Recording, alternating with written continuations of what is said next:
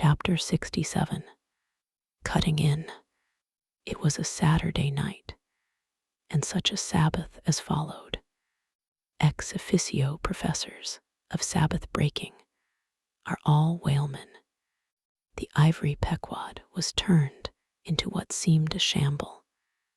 Every sailor a butcher. You would have thought we were offering up 10,000 red oxen to the sea gods. In the first place, the enormous cutting tackles, among other ponderous things comprising a cluster of blocks, generally painted green, and which no single man can possibly lift. This vast bunch of grapes was swayed up to the maintop and firmly lashed to the lower masthead, the strongest point anywhere above a ship's deck. The end of the hawser-like rope winding through these intricacies was then conducted to the windlass, and the huge lower block of the tackles was swung over the whale. To this block, the great blubber hook, weighing some 100 pounds, was attached, and now suspended in stages over the side, starbuck and stub. The mates, armed with their long spades, began cutting a hole in the body for the insertion of the hook just above the nearest of the two side fins. This done, a broad, semicircular line is cut round the hole. The hook is inserted, and the main body of the crew striking up a wild chorus.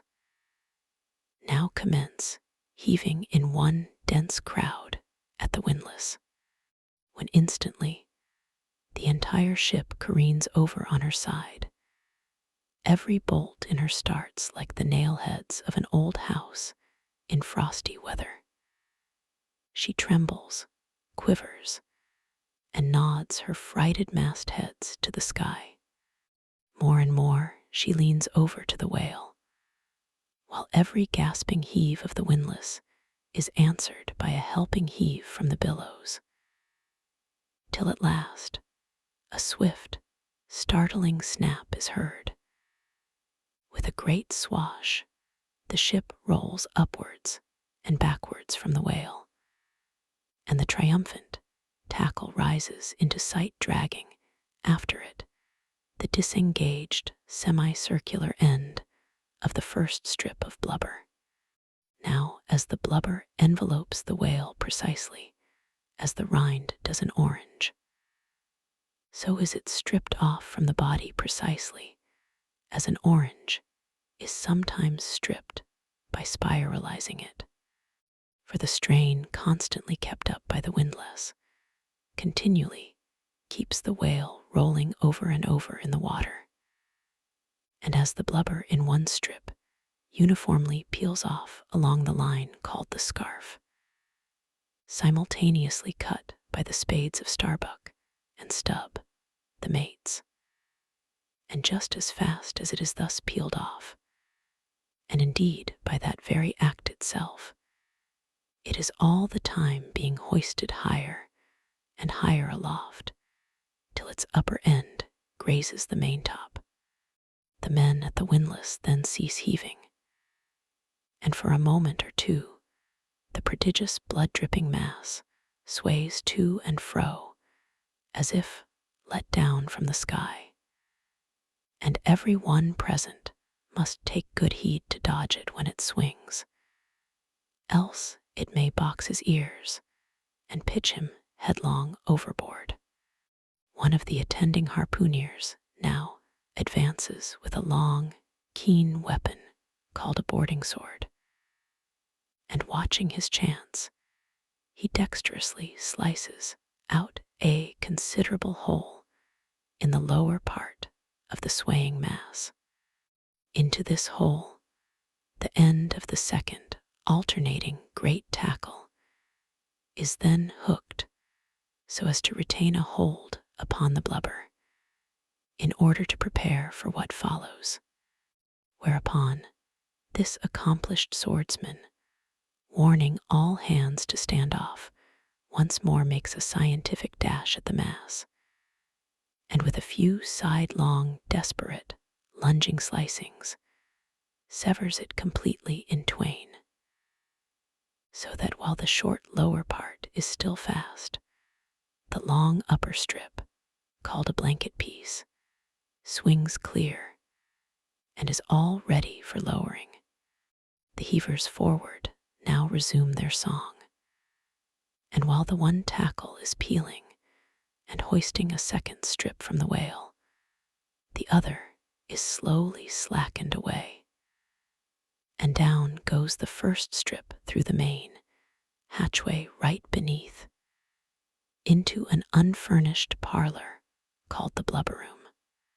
Into this twilight apartment, sundry nimble hands keep coiling away the long blanket piece, as if it were a great live mass of plaited serpents. And thus the work proceeds, the two tackles hoisting and lowering simultaneously, both whale and windlass heaving, the heavers singing, the blubber room gentleman coiling, the mate scarfing, the ship straining, and all hands swearing occasionally, by way of assuaging the general friction. Chapter 68. The blanket. I have given no small attention to that not unvexed subject, the skin of the whale. I have had controversies about it with experienced whalemen afloat and learned naturalists ashore.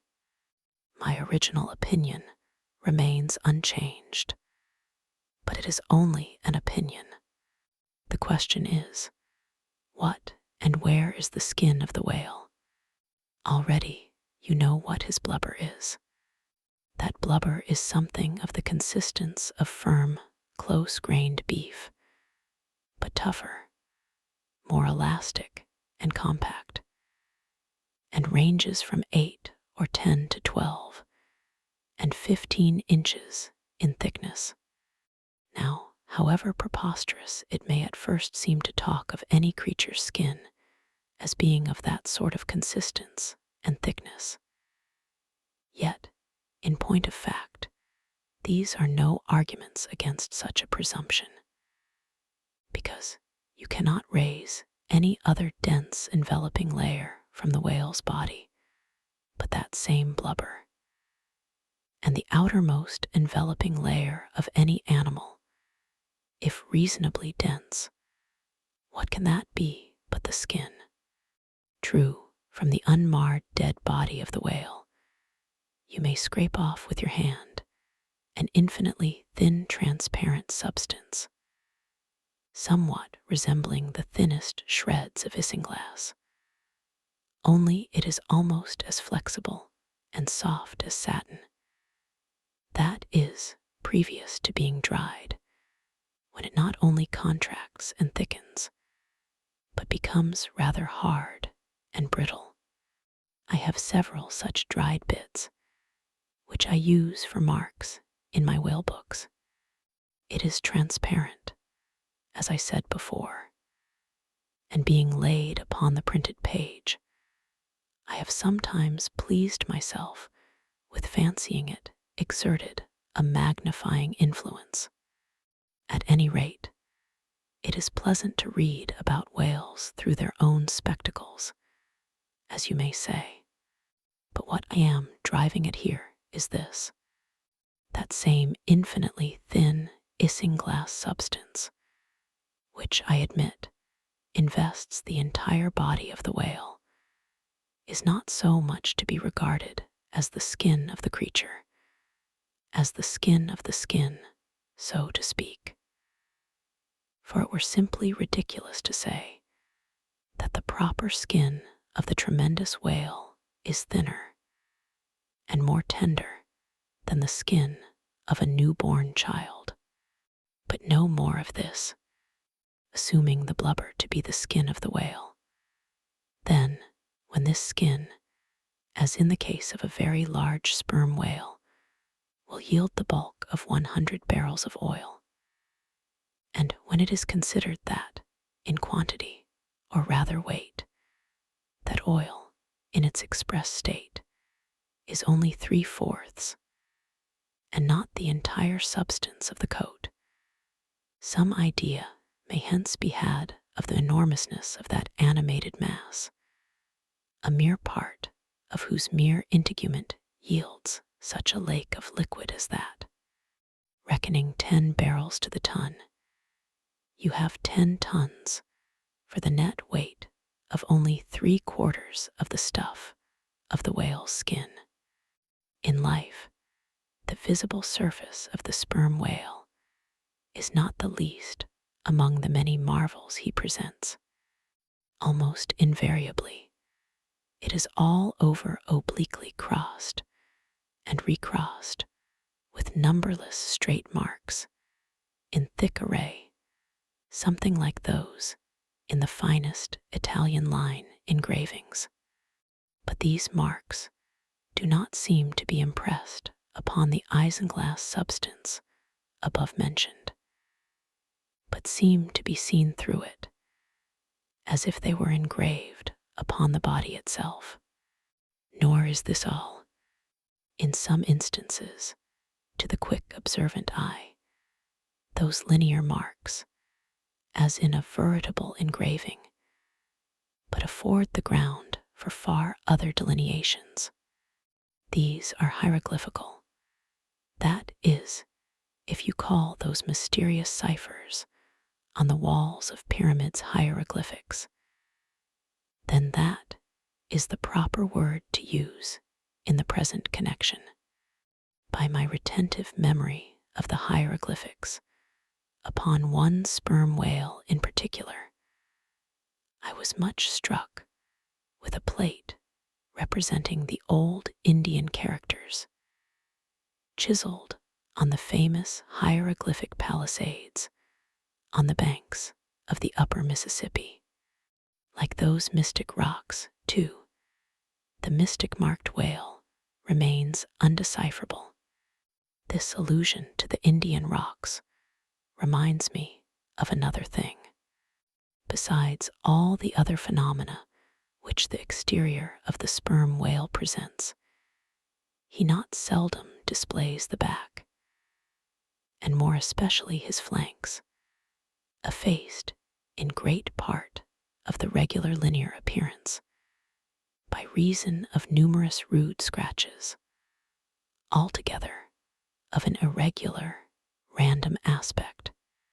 I should say that those New England rocks on the seacoast, which Agassiz imagines to bear the marks of violent scraping contact with vast floating icebergs, I should say that those rocks must not a little resemble the sperm whale in this particular. It also seems to me that such scratches in the whale are probably made by hostile contact with other whales, for I have most remarked them in the large, full-grown bulls of the species.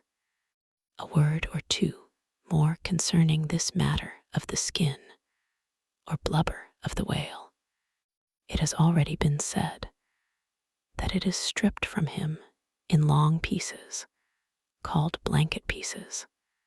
Like most sea terms, this one is very happy and significant, for the whale is indeed wrapped up in his blubber, as in a real blanket or counterpane, or, still better, an Indian poncho slipped over his head and skirting his extremity.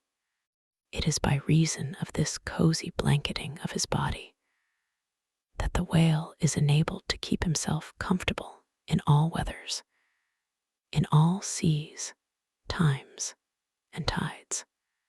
What would become of a Greenland whale, say, in those shuddering, icy seas of the north, if unsupplied with his cozy surtout?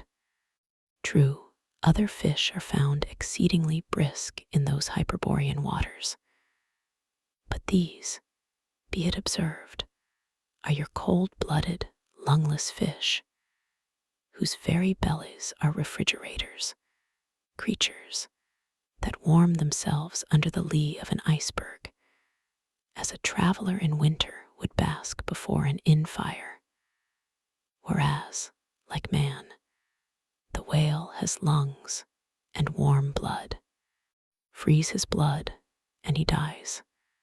How wonderful is it then, except after explanation, that this great monster, to whom corporeal warmth is as indispensable as it is to man, how wonderful that he should be found at home, immersed to his lips for life in those Arctic waters, where, when seamen fall overboard, they are sometimes found, months afterwards, perpendicularly frozen into the hearts of fields of ice, as a fly is found glued in amber.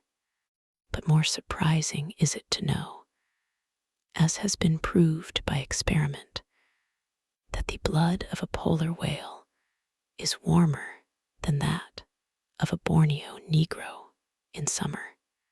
It does seem to me that herein we see the rare virtue of a strong individual vitality, and the rare virtue of thick walls, and the rare virtue of interior spaciousness. O man, admire and model thyself after the whale. Do thou too remain warm among ice. Do thou too live in this world without being of it. Be cool at the equator. Keep thy blood fluid at the pole, like the great dome of St. Peter, and like the great whale retain, O man, in all seasons a temperature of thine own. But how easy and how hopeless to teach these fine things. Of erections, how few are domed like St. Peter. Of creatures, how few vast as the whale. Chapter 69. The funeral. Haul in the chains. Let the carcase go astern. The vast tackles have now done their duty. The peeled white body of the beheaded whale flashes like a marble sepulchre, though changed in hue. It has not perceptibly lost anything in bulk. It is still colossal. Slowly it floats more and more away, the water round it torn and splashed by the insatiate sharks, and the air above vexed with rapacious flights of screaming fowls, whose beaks are like so many insulting poniards in the whale. The vast white headless phantom floats further and further from the ship, and every rod that it so floats, what seems square roods of sharks and cubic roods of fowls augment the murderous din.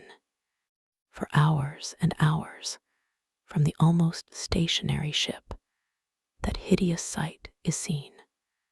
Beneath the unclouded and mild azure sky, upon the fair face of the pleasant sea, wafted by the joyous breezes, that great mass of death floats on, and on, till lost in infinite perspectives. There's a most doleful and most mocking funeral. The sea vultures all in pious mourning, the air sharks all punctiliously in black or speckled. In life, but few of them would have helped the whale, I ween, if peradventure he had needed it. But upon the banquet of his funeral they most piously do pounce. O horrible vulturism of earth, from which not the mightiest whale is free. Nor is this the end. Desecrated as the body is, a vengeful ghost survives and hovers over it to scare, espied by some timid man-o'-war or blundering discovery vessel from afar, when the distance, obscuring the swarming fowls, nevertheless still shows the white mass floating in the sun, and the white spray heaving high against it.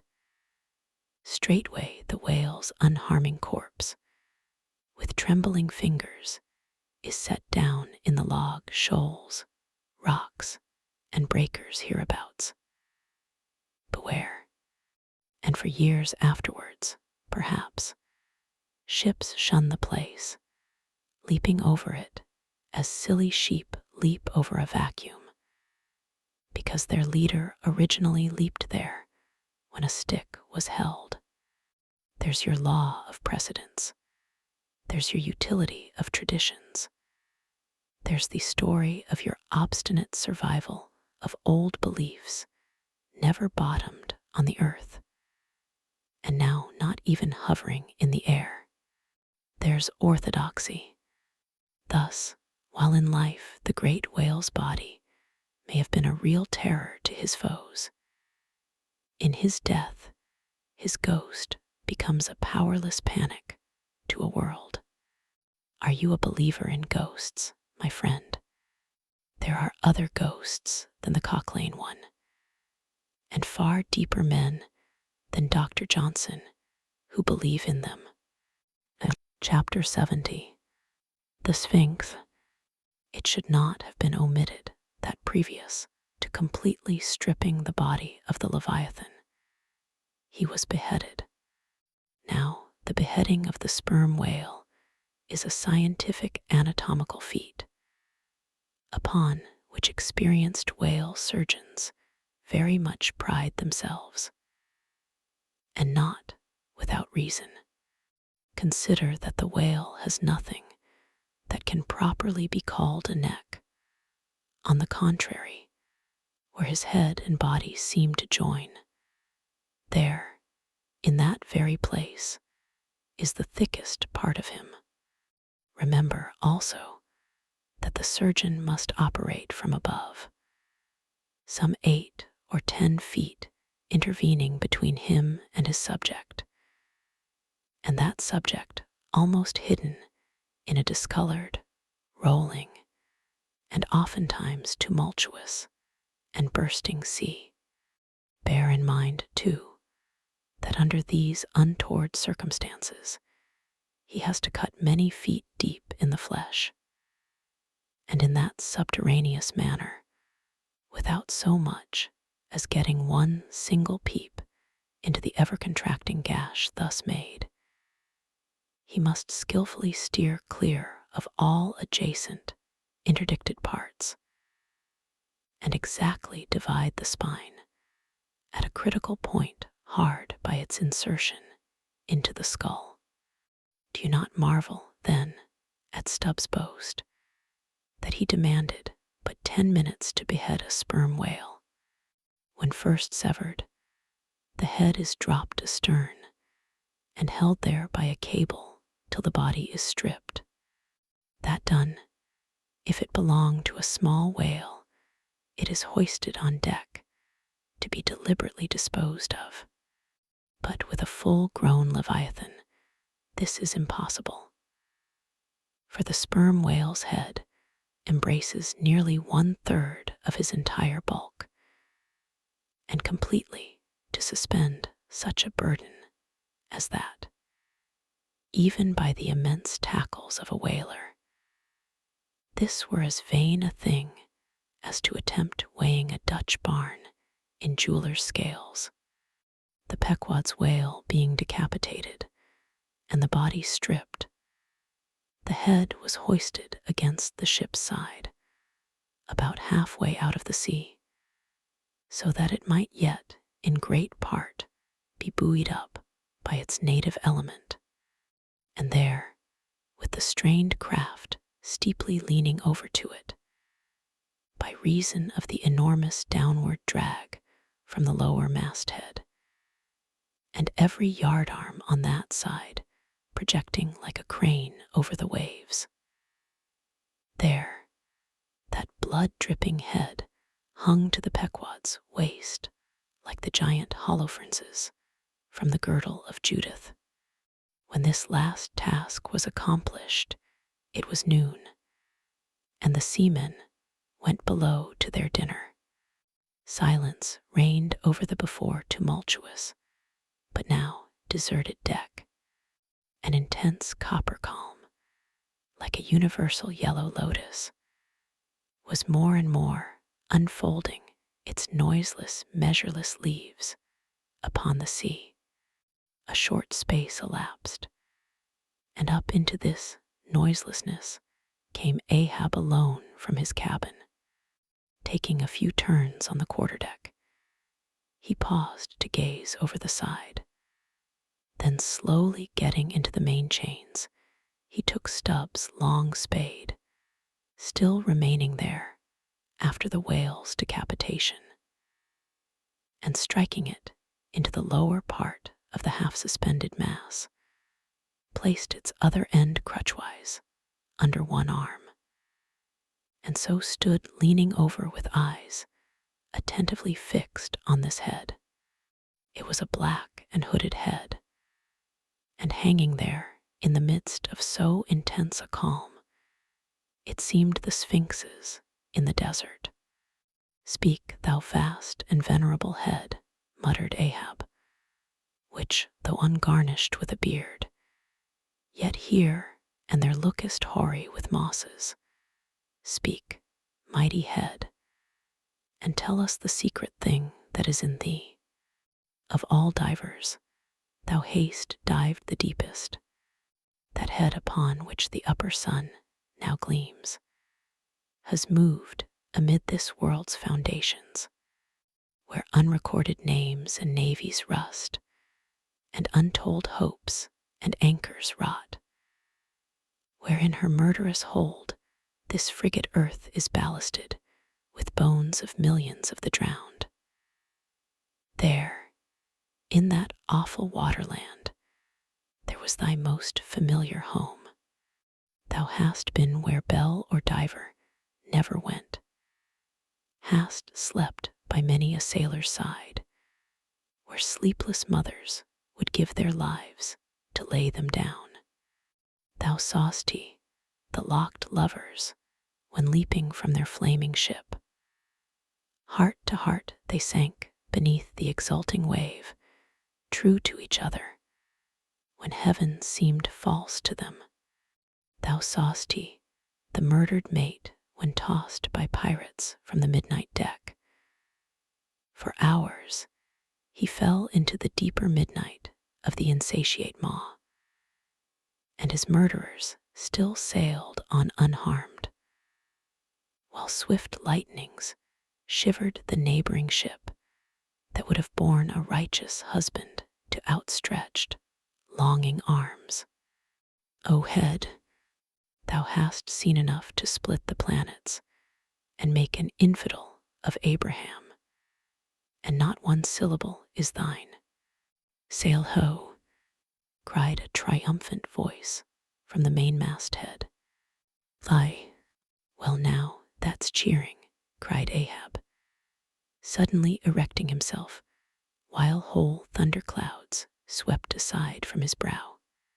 That lively cry upon this deadly calm might almost convert a better man. Where away?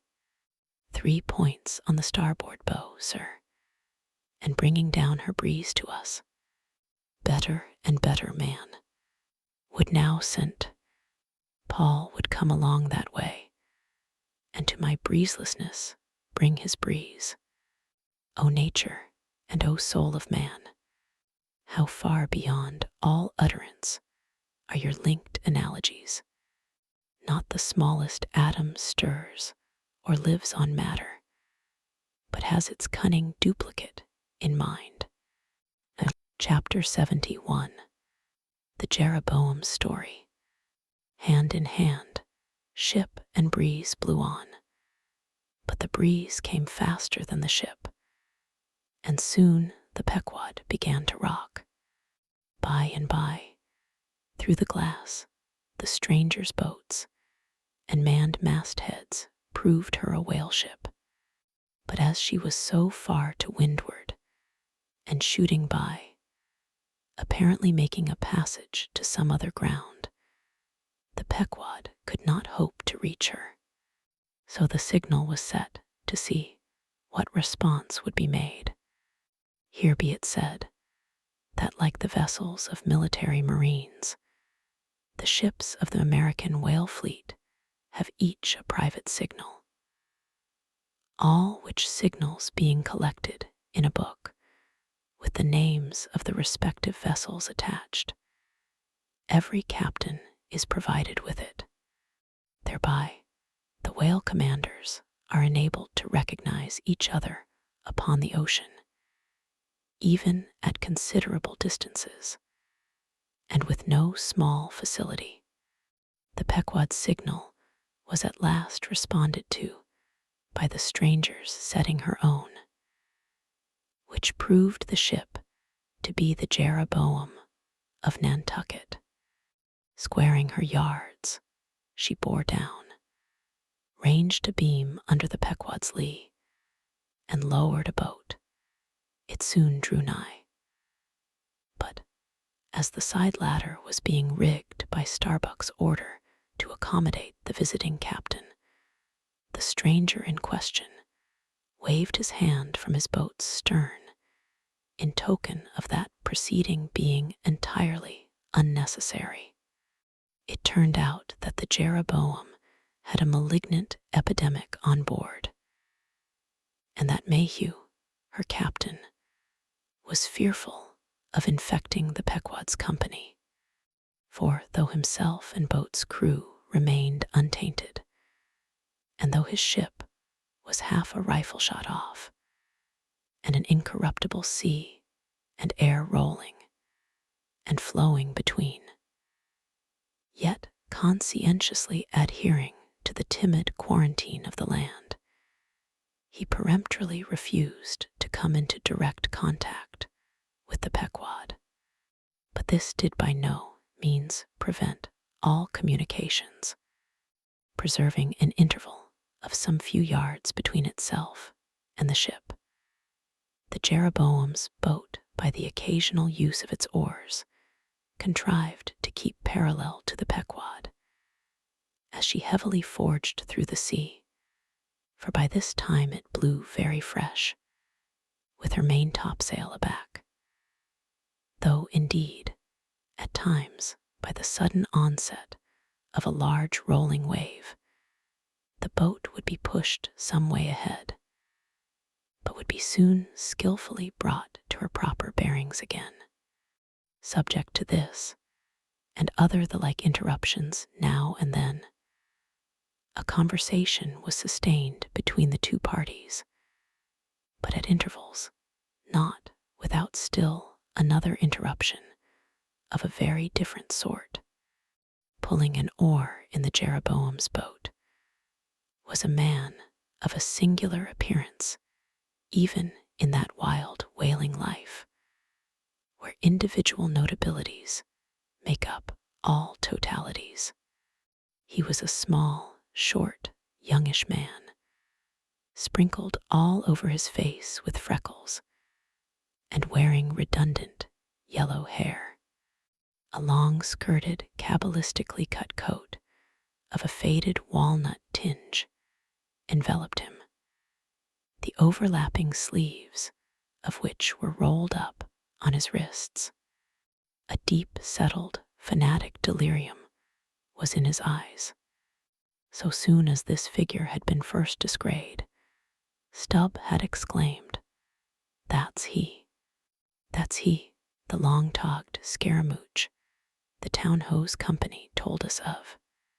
Stubb here alluded to a strange story told of the Jeroboam and a certain man among her crew, some time previous, when the Pequod spoke the town ho. According to this account, and what was subsequently learned, it seemed that the scaramouche in question had gained a wonderful ascendancy over almost everybody in the Jeroboam. His story was this. He had been originally nurtured among the crazy society of Neskuna Shakers, where he had been a great prophet. In their cracked, secret meetings, having several times descended from heaven by the way of a trapdoor, announcing the speedy opening of the seventh vial, which he carried in his vest pocket, but which, instead of containing gunpowder, was supposed to be charged with laudanum. A strange, apostolic whim having seized him, he had left Neskuna for Nantucket, where, with that cunning peculiar to craziness, he assumed a steady, common-sense exterior, and offered himself as a green-hand candidate for the Jeroboam's whaling voyage. They engaged him, but straightway upon the ship's getting out of sight of land, his insanity broke out in a freshet. He announced himself as the Archangel Gabriel and commanded the captain to jump overboard. He published his manifesto, whereby he set himself forth as the deliverer of the isles of the sea and vicar general of all Oceanica. The unflinching earnestness with which he declared these things, the dark, daring play of his sleepless, excited imagination, and all the preternatural terrors of real delirium, united to invest this Gabriel in the minds of the majority of the ignorant crew with an atmosphere of sacredness. Moreover, they were afraid of him, as such a man, however, was not of much practical use in the ship, especially as he refused to work, except when he pleased. The incredulous captain would fain have been rid of him, but apprised that that individual's intention was to land him in the first convenient port, the Archangel forthwith opened all his seals and vials, devoting the ship and all hands to unconditional perdition, in case this intention was carried out. So strongly did he work upon his disciples among the crew, that at last in a body they went to the captain, and told him if Gabriel was sent from the ship, not a man of them would remain. He was therefore forced to relinquish his plan, nor would they permit Gabriel to be any way maltreated, say or do what he would. So that it came to pass that Gabriel had the complete freedom of the ship. The consequence of all this was that the Archangel cared little or nothing for the captain and mates, and since the epidemic had broken out, he carried a higher hand than ever, declaring that the plague, as he called it, was at his sole command, nor should it be stayed but according to his good pleasure. The sailors, mostly poor devils, cringed, and some of them fawned before him in obedience to his instructions, sometimes rendering him personal homage as to a god. Such things may seem incredible, but however wondrous, they are true, nor is the history of fanatics half so striking in respect to the measureless self-deception of the fanatic himself as his measureless power of deceiving and bedeviling so many others. But it is time to return to the Pequod. I fear not thy epidemic, man, said Ahab from the bulwarks to Captain Mayhew, who stood in the boat's stern. Come on board. But now Gabriel started to his feet. Think of the fevers, yellow and bilious. Beware of the horrible plague. Gabriel, Gabriel, cried Captain Mayhew, thou must either. But that instant, a headlong wave shot the boat far ahead, and its seethings drowned all speech. Hast thou seen the white whale? Demanded Ahab, when the boat drifted back. Think of thy whaleboat, stoven and sunk. Beware of the horrible tale. I tell thee again, Gabriel, that. But again the boat tore ahead, as if dragged by fiends. Nothing was said for some moments, while a succession of riotous waves rolled by, which by one of those occasional caprices of the seas were tumbling, not heaving it. Meantime, the hoisted sperm whale's head jogged about very violently, and Gabriel was seen eyeing it with rather more apprehensiveness than his archangel nature seemed to warrant. When this interlude was over, Captain Mayhew began a dark story concerning Moby Dick, not, however, without frequent interruptions from Gabriel whenever his name was mentioned, and the crazy sea that seemed leagued with him. It seemed that the Jeroboam had not long left home, when upon speaking a whale ship, her people were reliably apprised of the existence of Moby Dick and the havoc he had made. Greedily sucking in this intelligence, Gabriel solemnly warned the captain against attacking the white whale, in case the monster should be seen, in his gibbering insanity, pronouncing the white whale to be no less a being than the Shaker god incarnated, the Shakers receiving the Bible. But when, some year or two afterwards, Moby Dick was fairly sighted from the mastheads, Macy, the chief mate, burned with ardor to encounter him, and the captain himself being not unwilling to let him have the opportunity, despite all the archangel's denunciations and forewarnings, Macy succeeded in persuading 5 men to man his boat. With them he pushed off, and after much weary pulling and many perilous unsuccessful onsets, he at last succeeded in getting one iron fast. Meantime, Gabriel, ascending to the main royal masthead, was tossing one arm in frantic gestures and hurling forth prophecies of speedy doom to the sacrilegious assailants of his divinity. Now, while Macy, the mate, was standing up in his boat's bow, and with all the reckless energy of his tribe was venting his wild exclamations upon the whale, and essaying to get a fair chance for his poised lance, lo, a broad white shadow rose from the sea, by its quick, fanning motion, temporarily taking the breath out of the bodies of the oarsmen.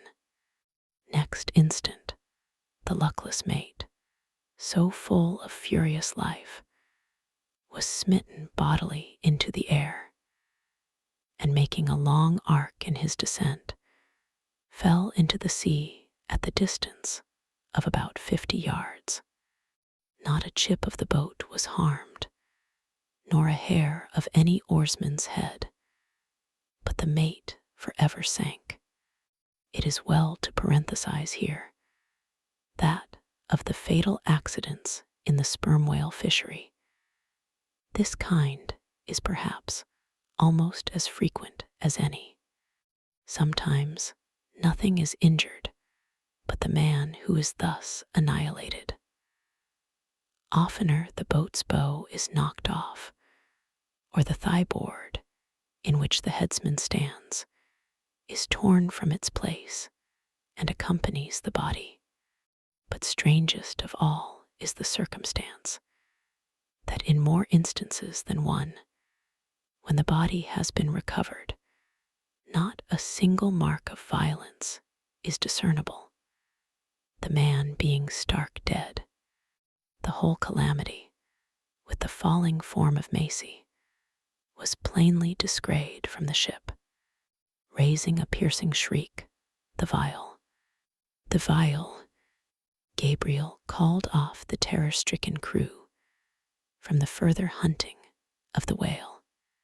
This terrible event clothed the archangel with added influence because his credulous disciples believed that he had specifically foreannounced it, instead of only making a general prophecy, which anyone might have done, and so have chanced to hit one of many marks in the wide margin allowed. He became a nameless terror to the ship. Mayhew having concluded his narration, Ahab put such questions to him that the stranger captain could not forbear inquiring whether he intended to hunt the white whale if opportunity should offer, to which Ahab answered, "Aye." Straightway then Gabriel once more started to his feet, glaring upon the old man, and vehemently exclaimed, with downward pointed finger, think of the blasphemer dead, and down there. Beware of the blasphemer's end." Ahab stolidly turned aside, then said to Mayhew, "Captain, I have just bethought me of my letter bag. There is a letter for one of thy officers, if I mistake not."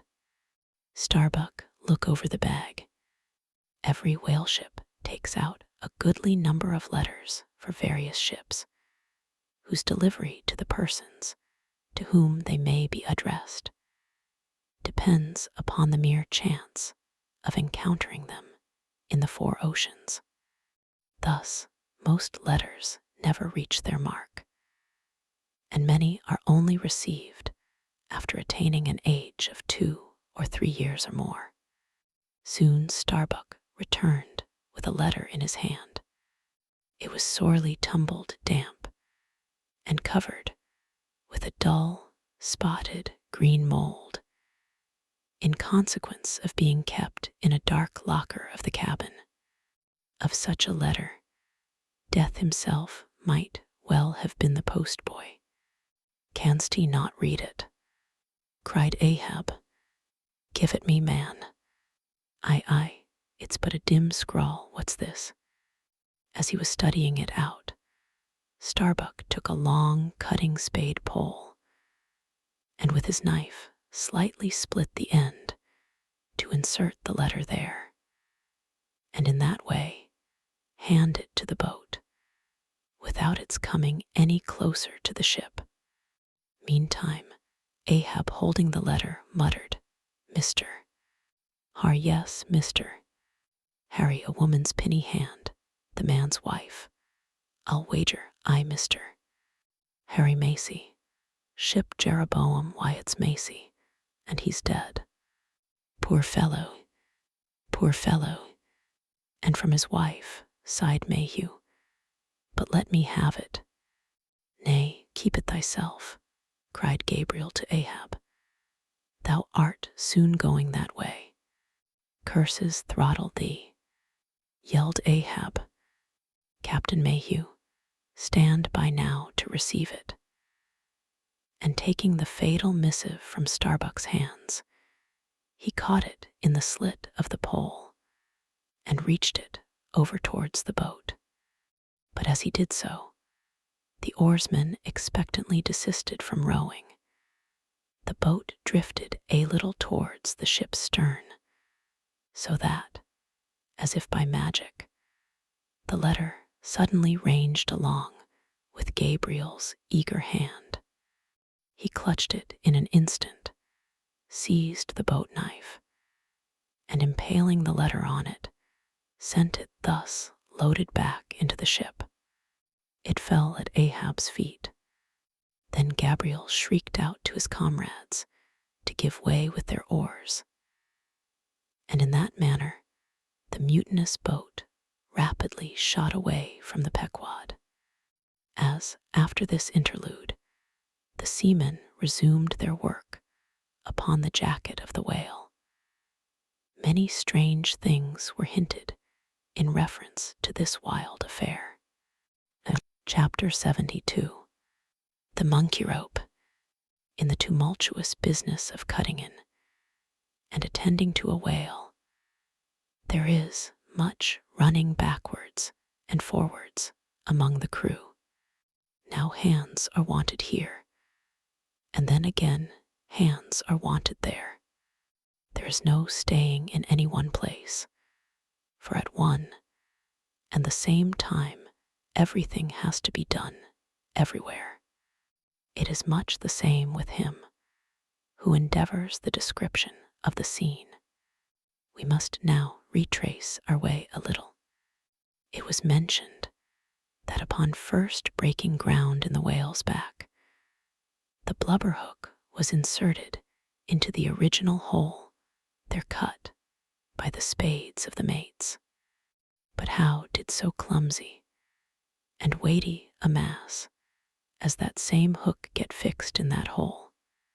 It was inserted there by my particular friend Queequeg, whose duty it was, as harpooner, to descend upon the monster's back for the special purpose referred to. But in very many cases, circumstances require that the harpooner shall remain on the whale till the whole flensing or stripping operation is concluded. The whale, be it observed, lies almost entirely submerged, excepting the immediate parts operated upon. So down there, some 10 feet below the level of the deck, the poor harpooner flounders about, half on the whale and half in the water, as the vast mass revolves like a treadmill beneath him.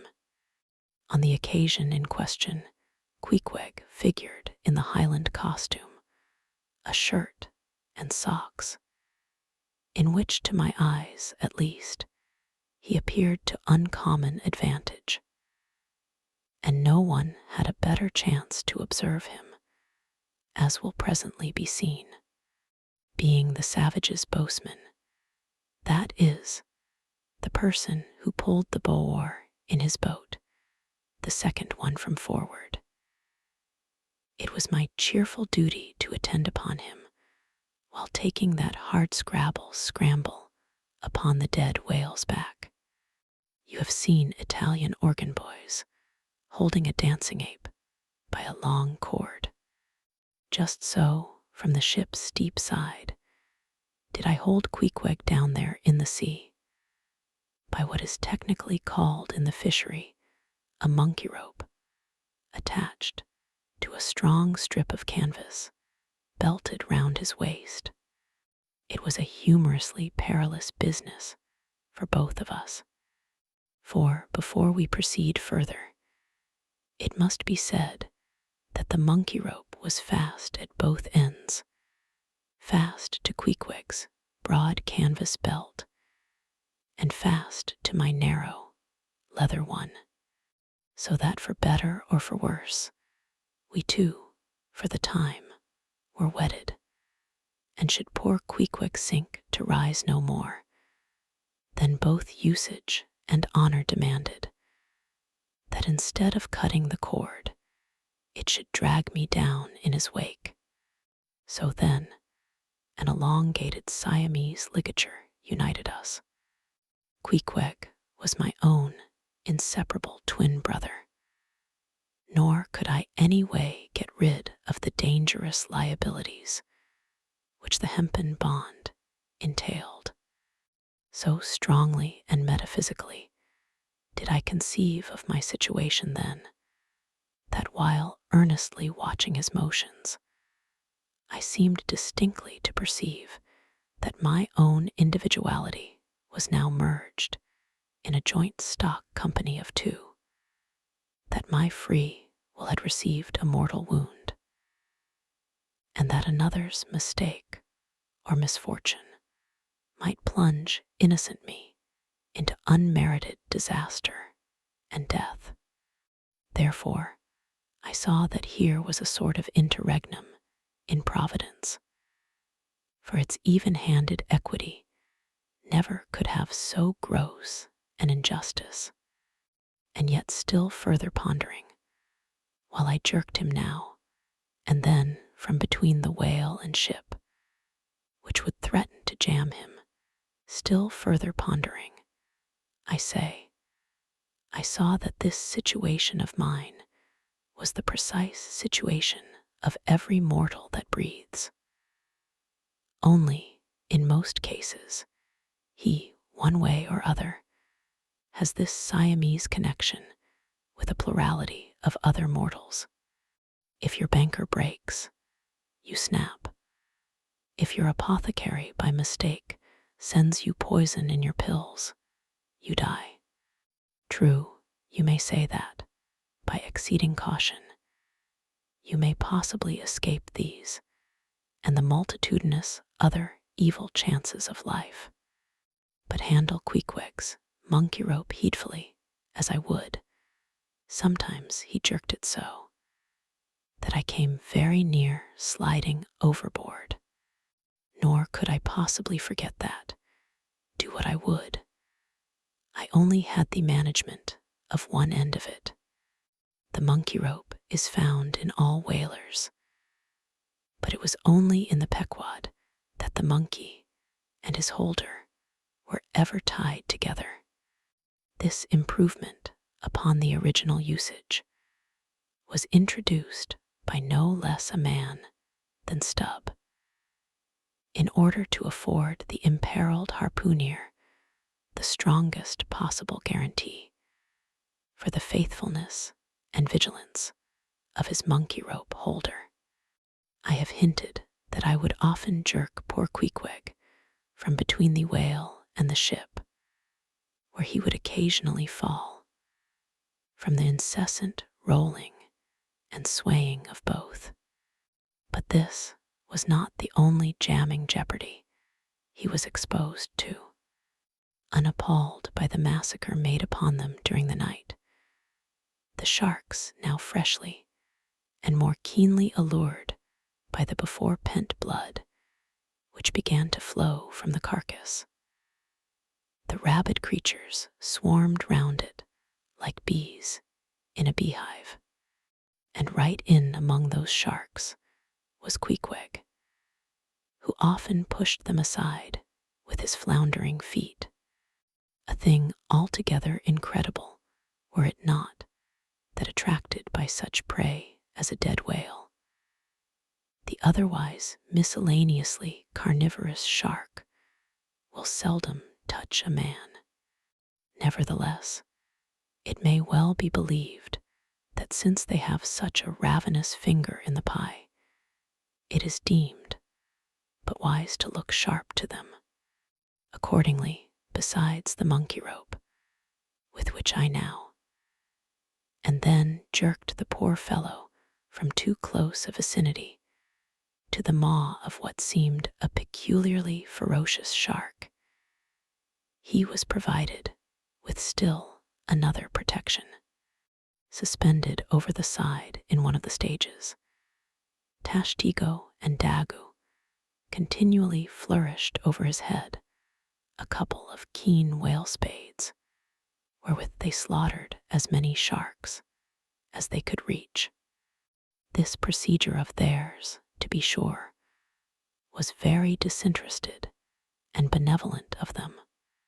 They meant Queequeg's best happiness, I admit, but in their hasty zeal to befriend him, and from the circumstance that both he and the sharks were at times half hidden by the blood-muddled water, those indiscreet spades of theirs would come nearer amputating a leg than a tail. But poor Queequeg, I suppose, straining and gasping there with that great iron hook, poor Queequeg, I suppose, only prayed to his Yojo and gave up his life into the hands of his gods. Well, well, my dear comrade and twin brother, thought I, as I drew in and then slacked off the rope to every swell of the sea. What matters it, after all? Are you not the precious image of each and all of us men in this wailing world?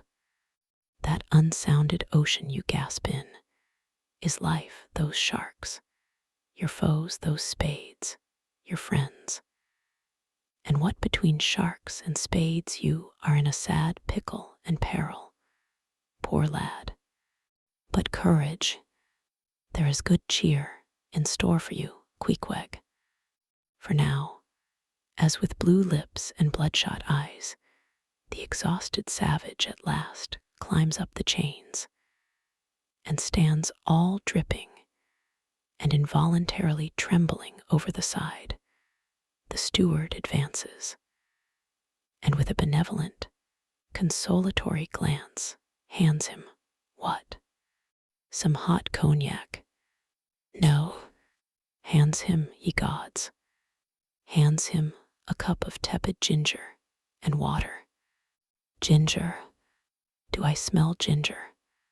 Suspiciously asked Stubb, coming near. Yes, this must be ginger, peering into the as yet untasted cup. Then standing as if incredulous for a while, he calmly walked towards the astonished steward, slowly saying, Ginger, ginger, and will you have the goodness to tell me, Mr. Doughboy, where lies the virtue of ginger? Ginger, is ginger the sort of fuel you use, Doughboy, to kindle a fire in this shivering cannibal? Ginger, what the devil is ginger? Sea coal, firewood, lucifer matches, tinder, gunpowder. What the devil is ginger, I say, that you offer this cup to our poor Queequeg here? There is some sneaking temperance society movement about this business, he suddenly added, now approaching Starbuck, who had just come from forward. Will you look at that cannikin, sir? Smell of it, if you please. Then watching the mate's countenance, he added, the steward, Mr. Starbuck, had the face to offer that calomel and jollop to Queequeg. There, this instant, off the whale. Is the steward an apothecary, sir? And may ask whether this is the sort of bitters by which he blows back the life into a half-drowned man? I trust not, said Starbuck. It is poor stuff enough. Aye, steward, cried Stubb. We'll teach you to drug a harpooner, none of your apothecary's medicine here. You want to poison us, do ye? You have got out insurances on our lives, and want to murder us all, and pocket the proceeds, do ye? It was not me, cried Doughboy. It was Aunt Charity that brought the ginger on board, and bade me never give the harpooners any spirits, but only this ginger jub, so she called it. Ginger jub, you gingerly rascal. Take that, and run along with ye to the lockers, and get something better. I hope I do no wrong, Mr. Starbuck. It is the captain's orders, grog, for the harpooner on a whale. Enough, replied Starbuck. Only don't hit him again. But, oh, I never hurt when I hit, except when I hit a whale or something of that sort. And this fellow's a weasel. What were you about saying, sir? Only this, go down with him, and get what thou wantest thyself. When Stubb reappeared, he came with a dark flask in one hand, and a sort of tea caddy in the other. The first contained strong spirits, and was handed to Queequeg, the second was Aunt Charity's gift, and that was freely given to the waves. Chapter 73. Stub and Flask kill a right whale, and then have a talk over him. It must be borne in mind that all this time we have a sperm whale's prodigious head hanging to the Pequod's side, but we must let it continue hanging there a while till we can get a chance to attend to it. For the present other matters press, and the best we can do now for the head is to pray heaven the tackles may hold. Now, during the past night and forenoon, the Pequod had gradually drifted into a sea, which, by its occasional patches of yellow brit, gave unusual tokens of the vicinity of right whales, a species of the Leviathan that but few supposed to be, at this particular time, lurking anywhere near. And though all hands commonly disdained the capture of those inferior creatures, and though the Pequod was not commissioned to cruise for them at all, and though she had passed numbers of them near the Crozets without lowering a boat, yet now that a sperm whale had been brought alongside and beheaded, to the surprise of all, the announcement was made that a right whale should be captured that day, if opportunity offered. Nor was this long wanting. Tall spouts were seen to leeward, and 2 boats, Stubbs and Flasks, were detached in pursuit, pulling further and further away. They at last became almost invisible to the men at the masthead, but suddenly in the distance they saw a great heap of tumultuous white water, and soon after news came from aloft that one or both the boats must be fast. An interval passed, and the boats were in plain sight, in the act of being dragged right towards the ship by the towing whale. So close did the monster come to the hull that at first it seemed as if he meant it malice. But suddenly going down in a maelstrom within 3 rods of the planks, he wholly disappeared from view, as if diving under the keel. "Cut, cut," was the cry from the ship to the boats, which, for one instant, seemed on the point of being brought with a deadly dash against the vessel's side. But having plenty of line yet in the tubs, and the whale not sounding very rapidly, they paid out abundance of rope, and at the same time pulled with all their might so as to get ahead of the ship. For a few minutes the struggle was intensely critical, for while they still slacked out the tightened line in one direction and still plied their oars in another, the contending strain threatened to take them under. But it was only a few feet advance they sought to gain, and they stuck to it till they did gain it, when instantly a swift tremor was felt running like lightning along the keel, as the strained line, scraping beneath the ship, suddenly rose to view under her bows, snapping and quivering, and so flinging off its drippings that the drops fell like bits of broken glass on the water, while the whale beyond also rose to sight, and once more the boats were free to fly.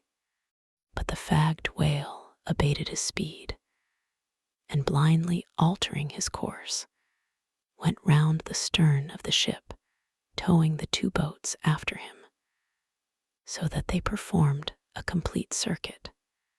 Meantime, they hauled more and more upon their lines, till close flanking him on both sides, Stubb answered Flask with lance for lance, and thus round and round the Pequod the battle went, while the multitudes of sharks that had before swum round the sperm whale's body rushed to the fresh blood that was spilled, thirstily drinking at every new gash, as the eager Israelites did at the new bursting fountains that poured from the smitten rock.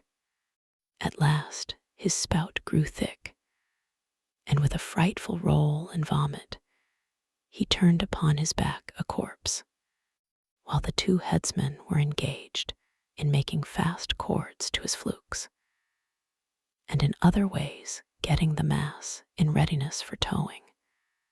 Some conversation ensued between them. "I wonder what the old man wants with this lump of foul lard," said Stubb, not without some disgust at the thought of having to do with so ignoble a leviathan. "Wants with it," said Flask, coiling some spare line in the boat's bow. "Did you never hear that the ship which but once has a sperm whale's head hoisted on her starboard side, and at the same time a right whale's on the larboard? Did you never hear, Stubb, that that ship can never afterwards capsize?" "Why not?" "I don't know, but I heard that gamboge ghost of a Fedella saying so, and he seems to know all about ships, charms, but I sometimes think he'll charm the ship to no good at last. I don't half like that chap, Stubb. Did you ever notice how that tusk of his is a sort of carved into a snake's head, Stubb? Sink him. I never look at him at all. But if ever I get a chance of a dark night, and he's standing hard by the bulwarks, and no one by, look down there, Flask, pointing into the sea with a peculiar motion of both hands. Flask, I take that Fedella to be the devil in disguise. Do you believe that cock and bull story about his having been stowed away on board ship? He's the devil, I say. The reason why you don't see his tail is because he tucks it up out of sight. He carries it coiled away in his pocket, I guess. Blast him, now that I think of it. He's always wanting oakum to stuff into the toes of his boots. He sleeps in his boots, don't he? He hasn't got any hammock, but I've seen him lay of nights in a coil of rigging. No doubt, and it's because of his cursed tail. He coils it down, do ye see, in the eye of the rigging. What's the old man have so much to do with him for?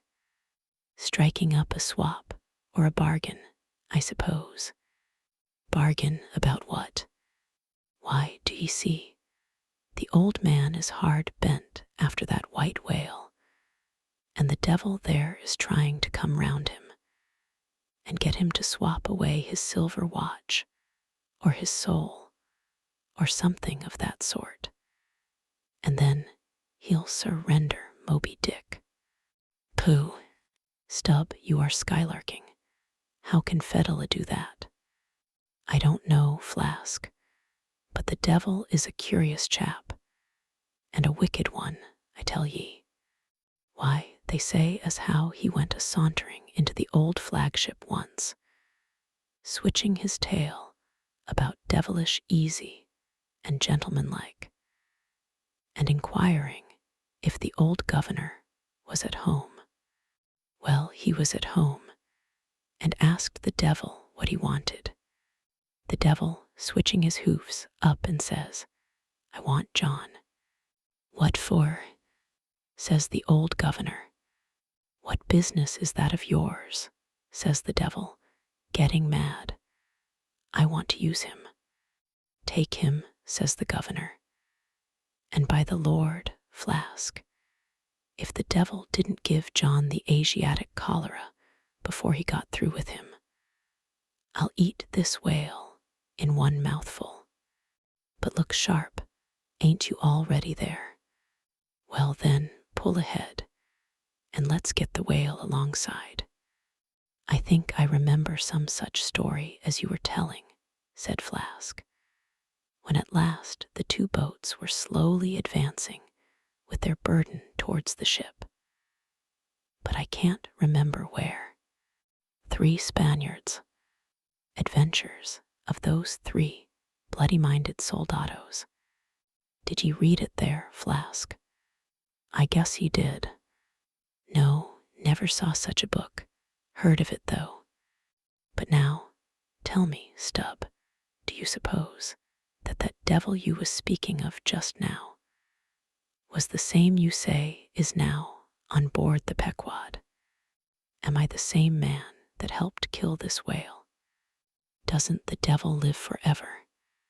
Who ever heard that the devil was dead? Did you ever see any Parson A wearing mourning for the devil? And if the devil has a latchkey to get into the Admiral's cabin, don't you suppose he can crawl into a porthole? Tell me that, Mr. Flask. How old do you suppose Fedella is, Stubb? Do you see that mainmast there, pointing to the ship? Well, that's the figure one. Now take all the hoops in the Pequod's hold and string along in a row with that mast. For odds, do you see? Well, that wouldn't begin to be Fedella's age, nor all the coopers in creation couldn't show hoops enough to make odds enough. But see here, Stubb, I thought you a little boasted just now that you meant to give Fedella a sea toss if you got a good chance. Now, if he's so old as all those hoops of yours come to, and if he is going to live forever, what good will it do to pitch him overboard? Tell me that. Give him a good ducking, anyhow. But he'd crawl back, duck him again, and keep ducking him. Suppose he should take it into his head to duck you, though yes, and drown you, what then? I should like to see him try it. I'd give him such a pair of black eyes that he wouldn't dare to show his face in the Admiral's cabin again for a long while, let alone down in the orlop there, where he lives, and hereabouts on the upper decks, where he sneaks so much. Damn the devil, Flask. So you suppose I'm afraid of the devil? Who's afraid of him? Except the old governor, who daresn't catch him and put him in double darbies, as he deserves, but lets him go about kidnapping people. Aye, and signed a bond with him that all the people the devil kidnapped, he'd roast for him. There's a governor. Do you suppose Fedella wants to kidnap Captain Ahab? Do I suppose it? You'll know it before long, Flask. But I am going now to keep a sharp lookout on him. And if I see anything very suspicious going on, I'll just take him by the nape of his neck and say, look here, Beelzebub, you don't do it.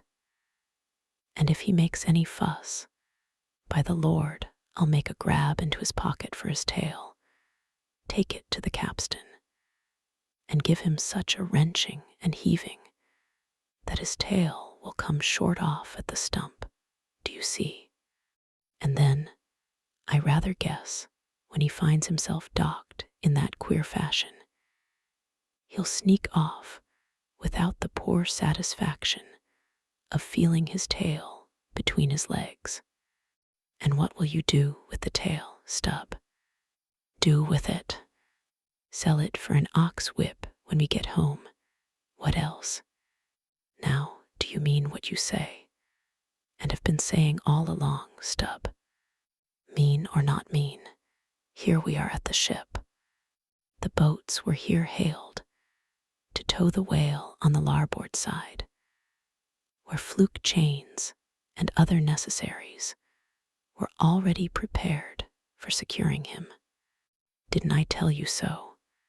said Flask. "Yes, you'll soon see this right whale's head hoisted up opposite that Parmacetti." In good time, Flask's saying proved true. As before, the Pequod steeply leaned over towards the sperm whale's head. Now, by the counterpoise of both heads, she regained her even keel, though sorely strained, you may well believe. So when on one side you hoist in Locke's head, you go over that way. But now, on the other side, hoist in Cants, and you come back again, but in very poor plight. Thus some minds for ever keep trimming boat. Oh, ye foolish, throw all these thunderheads overboard, and then you will float light and right. In disposing of the body of a right whale, when brought alongside the ship, the same preliminary proceedings commonly take place as in the case of a sperm whale. Only, in the latter instance, the head is cut off whole, but in the former, the lips and tongue are separately removed and hoisted on deck, with all the well-known black bone attached to what is called the crown piece. But nothing like this, in the present case, had been done. The carcasses of both whales had dropped astern, and the head-laden ship not a little resembled a mule, carrying a pair of overburdening panniers. Meantime, Fedella was calmly eyeing the right whale's head, and ever and anon glancing from the deep wrinkles there to the lines in his own hand. And Ahab chanced so to stand that the Parsee occupied his shadow, while if the Parsee's shadow was there at all, it seemed only to blend with and lengthen Ahab's. As the crew twalled on, Laplandish speculations were bandied among them concerning all these passing things.